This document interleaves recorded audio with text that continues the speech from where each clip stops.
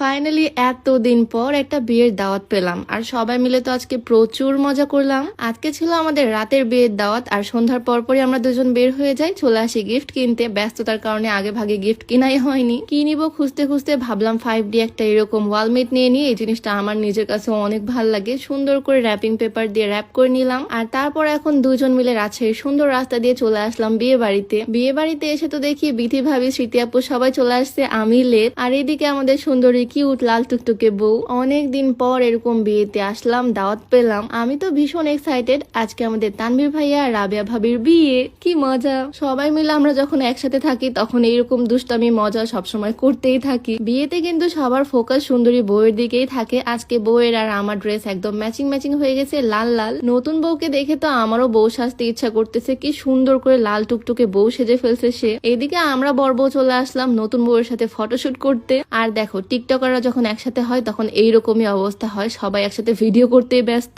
তারপর আমি চলে আসছি ফ্রিজে হানা দিতে। ফ্রিজ থেকে কতগুলো মিষ্টি বের করে নিছি, মানে সন্দেশ আর কি। এগুলো দিয়ে এখন বর বউকে বরণ করে নিব ভিতরে। আমরা সবাই গেটে দাঁড়ায় আসছি বর বউকে ভিতরে নেওয়ার জন্য। এই মোমেন্টটা আসলে জোস।